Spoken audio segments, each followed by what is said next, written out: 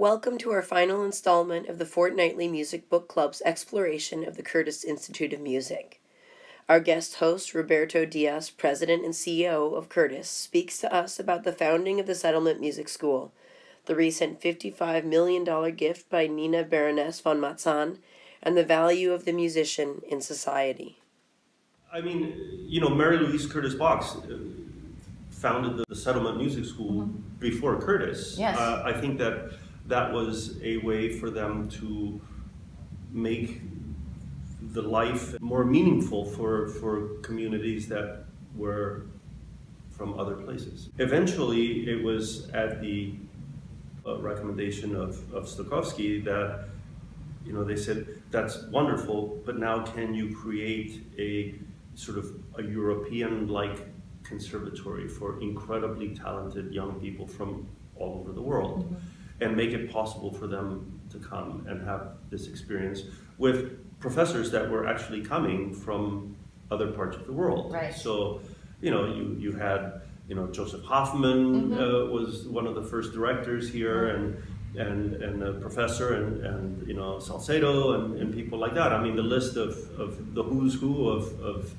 the music world, a lot of these people taught here, and almost every one of them came from Europe or other parts of the world. And so it really was sort of like an artist colony, if you will, for people that were at the top of their field. And I think that, those ideals are very much still here. I mean, the school has evolved a lot, but fundamentally the reason for being is still exactly the same. That's and wonderful. Serving the international community is very much part of what we're trying to do. The tuition-free policy is really in many ways the soul of Curtis.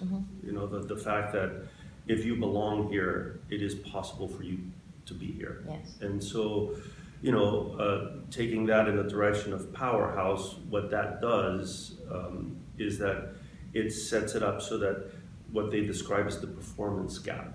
In other words, the distance between the best student and the not best student is actually non-existent. Yes, Because if you're not at a certain level, then you just don't get accepted. Right. And so, the faculty is incredibly good at keeping that sacred. If somebody maybe could be okay here, they don't take them. Or they'll say, why don't you keep doing what you're doing and audition again next year? Let's see, how things have changed. Because the last thing you want is to bring somebody into this community and have them have to struggle to be like their friends or their colleagues, And now the gift that we got from Nina von Matzahn, who was our board chair, was really, it was transformational for the school, very much so like what Mary Louise Curtis Bach did at the beginning, or Jerry and Marguerite Lenfest did for our first strategic plan. What was interesting about Nina's gift is that actually Nina got to know the school through Curtis on Tour. We played in Berlin, and Nina heard the school for the first time, and she got curious about it, and she had a friend in New York who is a trustee of the school, and she started to inquire about the school, and she became, she fell in love with the school, she became a trustee. Nina became the board chair, which was a really wonderful thing on many levels, and one of the most amazing things for me was the fact that Curtis, a very Philadelphia institution, all of a sudden had a board chair that didn't even live in the States. And so I think that really started to evolve things much more rapidly. The reach of the school began to really snowball and evolve in a much quicker way. When she stepped down as board chair, she decided that she wanted to instigate others to give. Sure. And she made this amazing gift that named Curtis on Tour. And so we started the string quartet program, which has been unbelievably successful. I mean, if you look at the quartets that have graduated, the Dover was the first, the Azuri quartet also, and so it's a program, you know, very Curtis-like in that it's for one group. Yes. And they have about 115 faculty members minding this one group with, you know, Shmuel Ashkenazi and Steinhardt and I just ran Wiley into them in Bremen. My quartet was recording our new Shostakovich CD, and we were in Bremen, and they were in Bremen at the same time teaching and performing. with Curtis on tour. Yeah. Yeah.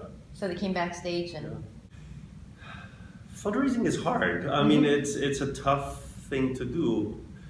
That said, I feel that, you know, we have such a great story to tell. When we find people that are really committed to the value of music in society, you know, because it's really about that. It's not, I love Beethoven, you know, but what about the impact of what we do as artists in society and the value of the artist to their community. Right. And so, you know, that's a story that I think a lot of people find very resonant. You know, it resonates with them, and they want to invest in the benefit to humanity and to our humanness, you know, our humanity in giving to the school, because they realize that, you know, when it comes to Curtis, it's best in class. They look at the impact, and, you know, with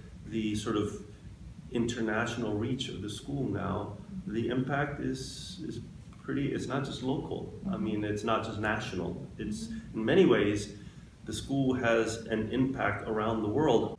The difference for us is that we bring students from all parts of the world, but then they go back. Right.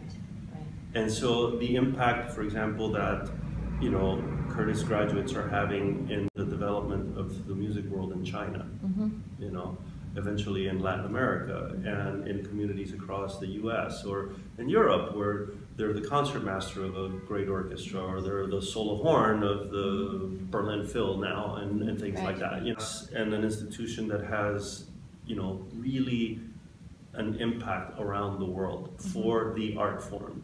And so I think that that's a lot of the focus for how we ask for people to help the school, to fund the school. Invest in us because we can. And we invest in you. We invest in your community. And absolutely, absolutely. And so that's how we've managed to raise money outside of Philadelphia. Right. It's because the impact of the school is international. Yeah. Well, Mr. Diaz, this has been an absolute pleasure, and I appreciate so much you taking the time, and it's an absolute pleasure to be here with you today. Thank you so much. Anytime. Okay. All right.